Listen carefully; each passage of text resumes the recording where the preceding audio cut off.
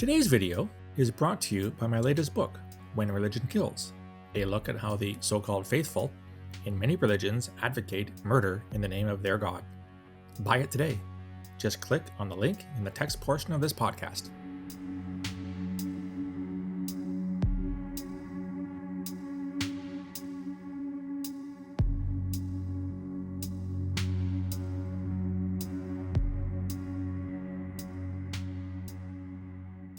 You've probably heard a lot about a horrific crime that was committed in France in the past week or so, whereby an 18-year-old young man of Chechen origin, who'd been in France since the age of 6, killed and beheaded one of his teachers, a man called Samuel Paty, who in one of his classes had discussed the infamous Mohammed cartoons controversy. This, of course, was a series of drawings, caricatures of the Prophet Mohammad, that was sponsored by the satirical magazine Charlie Hebdo a couple of years ago.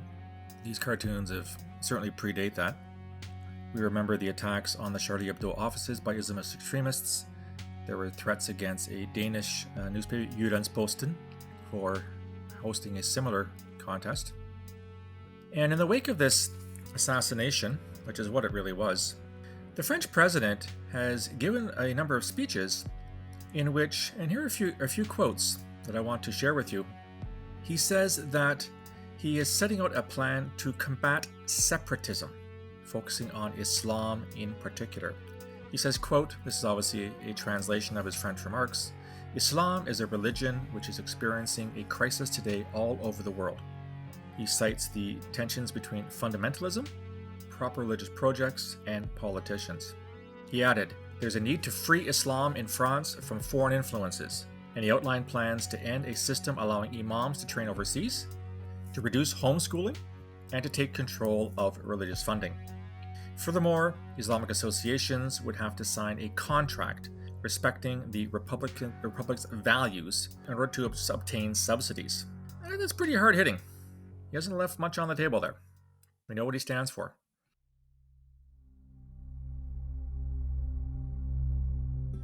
Well, what has been the reaction in many parts of the Islamic world?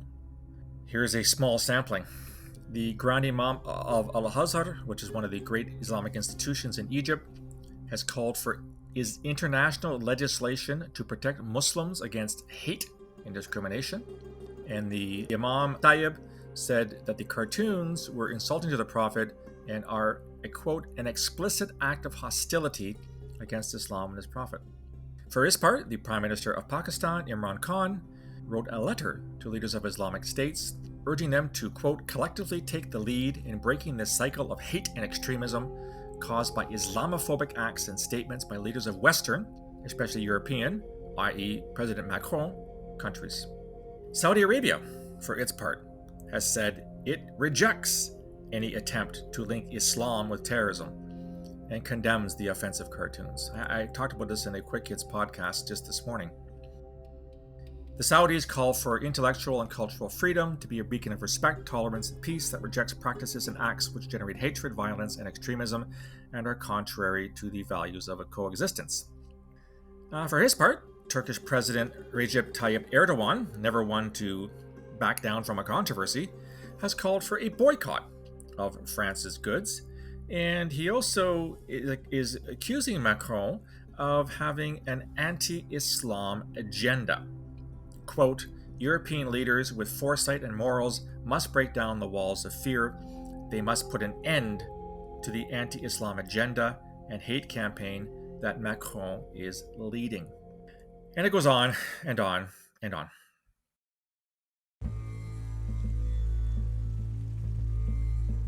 So what do we do about this? Well, I'm going to weigh in at some length today about what I think all this means. I'm going to be brutally honest with my views about what I think is a serious, bordering on existential crisis within Islam. You've heard me talk about Islamist extremism a lot over the years. It is in fact my specialty. It's what I worked on in security and intelligence when I worked for the Canadian Security Intelligence Service. It's what I have written 5 books on since my so-called retirement in 2015. Analogous to that, or concomitant with that, over my career, I made it a point to learn an awful lot about Islam, the faith, the history, the culture, for the simple reason that in order to understand Islamist extremism, which of course is a form of terrorism, one has to understand Islam. You've heard me say it before, I'll repeat it just briefly again. Anyone who thinks that Islamist extremism has nothing to do with Islam knows nothing about Islamist extremism. It's simply intellectually dishonest to decide that Islam has no role to play and no influence on the mindset and on the actions of violent extremists who claim that they are fighting and killing and destroying in the name of Allah. I'm not Islamophobic. I'm not anti-Islamic. I'm not necessarily pro-Islamic either. I'm actually quite neutral when it comes to world religions. For the record, I was raised Christian. I consider myself loosely Christian, but probably more akin to Judeo-Christian values, which have been predominant in the West for the better part of 2,000 years, more so than an actual practicing Christian. I don't necessarily criticize any of those who have a faith, although I did write in my last book, When Religion Kills, that violence in the name of God or gods is not unique to Islam. Yes, Islamist extremism has dominated the headlines for the past 20 years, but as I think I showed in my book, there are Hindu extremists in India. There are Buddhist extremists in Thailand, Sri Lanka, and Myanmar. There are Jewish extremists in the West Bank. There are Sikh extremists, even here in Canada. And there are even Christian extremists. A lot of the far-right rhetoric that comes out of the United States and other countries has a serious tinge of Christianity to it. But as I pointed out, or tried to point out, the use of religion by these violent actors is not what we would call normative or mainstream interpretations of those faiths. Now, I have to admit here, I'm not an expert in religion. I've never studied the religion as a human phenomenon to the same extent that many others have. But it seems to me that there are multiple interpretations of any faith. To take Christianity alone, there must be hundreds, if not thousands, of different sects and interpretations of the original message of Jesus Christ, the prophet from the early part of the modern era. At the same time, there are aberrant interpretations of various faiths. Now, who decides what's aberrant and what's mainstream? That's a really good question. In some faiths, such as the Roman Catholicism of the Christian Church, there is a Vatican, there is a Pope, and a College of Cardinals that decides what's right and what's wrong. In other faiths, including other variants of Christianity, it's not so cut and dried. There is rarely one authority who decides what is the true faith and what is some kind of a variant or aberration of that faith. But I think that, when it comes to violent extremism and those violent extremists who happen to use religion to justify their acts, I think we can all agree that what they do is not normative. And I think I'm supported in that because there are certainly those that'll disagree with me. Ann Coulter, I don't have a lot of time for Ann Coulter, famously said that not all Muslims are terrorists, but all terrorists are Muslim, as in a sense that the only terrorism we have to worry about is Islamist extremism, which is categorically false, and it shows how ignorant and stupid Ann Coulter is.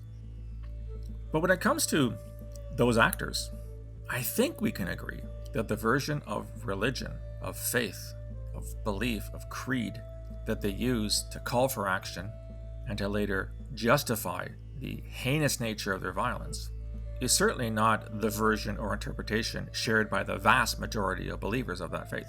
So, for example, by some estimates, there are probably over 1 billion Muslims on earth right now. It seems to me, and I don't think I'm wrong in this regard, that the vast majority of Muslims who are believing, faithful people do not subscribe to the same form of Islam that Al-Qaeda or Islamic State or Al-Shabaab or Jamaat Islamiyah or Lashkar-e-Taiba or whatever use, and the ways in which they interpret scripture, be it the Quran itself or the Hadith, the sayings of the Prophet Mohammad, or the sayings of other great prophets throughout Islamic history. It's not the kind of Islam they hear when they go to the mosque every Friday for communal prayers. It's not the kind of Islam they themselves use when they do their own daily prayers, their 5 prayers a day for those who are observant Muslims. And the same can be said for Christians and Jews and Sikhs, etc. The faith that means a lot to them is not the same as the faith of those who use violence. It is an aberration, as I've said. And yet there's a bigger picture here, particularly when it comes to Islam, although I would argue that other faiths have something similar going on. And if you are interested in reading more about this, I certainly recommend that you pick up my book, When Religion Kills. I do have copies for those who are interested. I can certainly send them to you, where I look at how violent actors have twisted religious faith, have twisted history, have twisted doctrine to suit their purposes.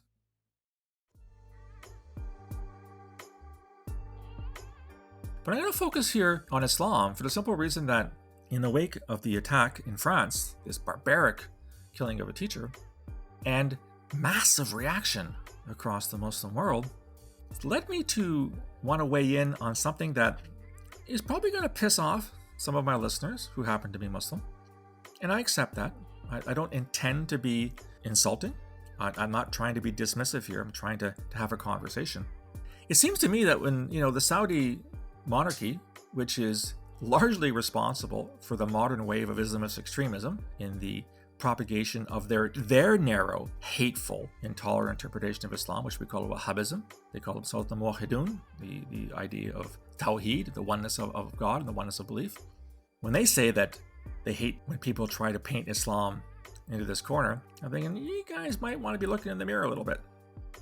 The same thing goes for President Erdogan in Turkey. Here's a guy who hasn't found a conflict he doesn't like.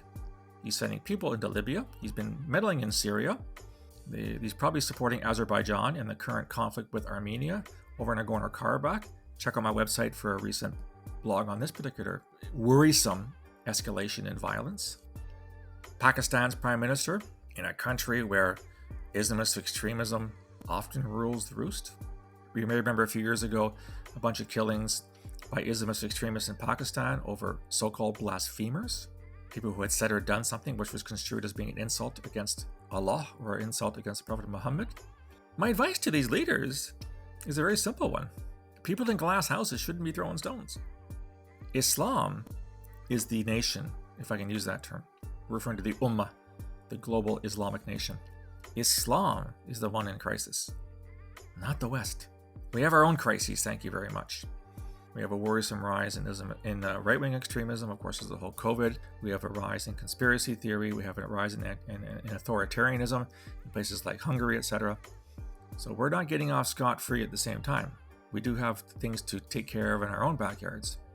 But for the Islamic world to be pointing the finger at Macron, President Macron, and the West for their perceived insults against Islam, those fingers should be pointing inward. Because many of these leaders have either turned a blind eye to or actively encouraged a radical, violent, intolerant, hateful interpretation of Islam, and in the Saudi case, have spent the past 40 years propagating it around the world by sending preachers. No wonder Macron wants to end this notion of importing preachers from the Middle East into France's schools. Why would you import preachers that preach hatred for those who aren't Muslim? I sure as hell wouldn't.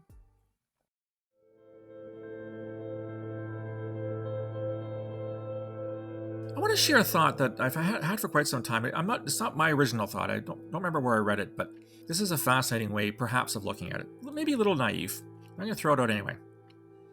Islam has been around for the better part of 1,400 years. In fact, 1,410 years by our calendar.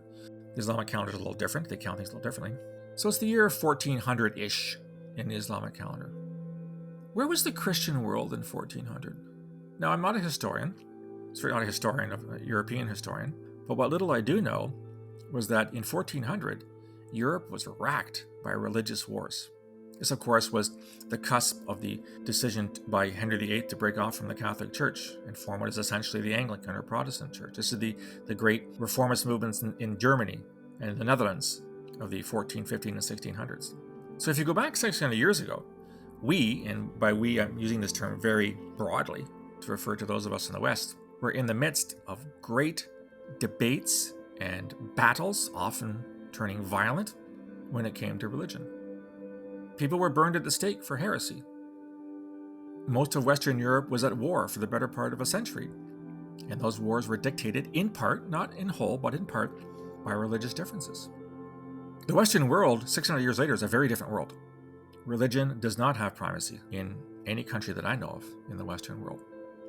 The United States is a bit of an outlier in the sense that conservative Christianity seems to be a little more persuasive and dominant there than anywhere else. But religion has been put where it probably should be, and that is in people's living rooms and in their homes, i.e. it's a private matter. It's not a public matter.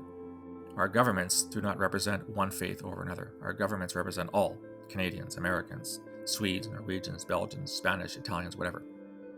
We do not see ourselves as living under the yoke of religious doctrine. Some would say that's a mistake. I happen to believe it was the great rise of liberal secularism in the Western world was the best thing that ever happened to us. Yeah, you might take issue with that, that's fine. But it took us the better part of several centuries to get there. Now, I know the analogy is not perfect, but what if Islam is still in the 15th century of its development? Now, this, of course, assumes that historical developments are all parallel, and of course they're not. But it's an interesting way of looking at it, that maybe Islam has a little ways to go to get to the point where faith is an acceptable part of society, but it doesn't dictate society, i.e. governments aren't Islamic governments. They are governments for all the people, regardless of their faith, even those who have no faith. Maybe that's what has to happen. Maybe these states have to have these dialogues and these debates. And I predict it's not going to go easily. There are lots of vested interests in Pakistan and Saudi Arabia and Egypt and in Turkey and other countries where the leaders have a relationship with the religious establishment. In many cases, they're under a lot of pressure by very powerful interests in those religious spheres. We've had several prime ministers and kings assassinated by religious extremists in the Islamic world over the past couple of decades. They have to tread very, very carefully, but they have to get there. Again, this is me speaking as a secular Canadian, one who doesn't happen to hew to a particular religion in a way that I think should dominate the way that Canada functions. I have no issue with anyone practicing any faith that they want. Just don't try and impose your faith on me, and don't try to impose your faith on society. But the Islamic world is going through this big time. And if anything, I think we're seeing a bit of a step backwards over the past couple of decades, where conservative, intolerant, hateful, and in an extreme violent members of Islamic sects still hold an inordinate amount of influence over the nations in which they live.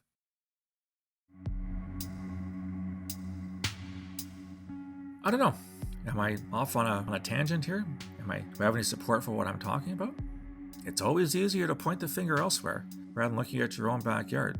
And the West is a very, very easy target because we have open, democratic, secular, liberal societies where we allow debate. We allow differences of opinion. We don't slam the door just because someone says something we don't like. That's been the victory over the Enlightenment since the 17th and 18th centuries. A lot of Muslim lands haven't had that experience. They're still held in thrall to the influence, and I would call this as well, the suppression and suffocation of religious authorities. Maybe they can learn from our history, learn from our mistakes, because we made a hell of a lot of them.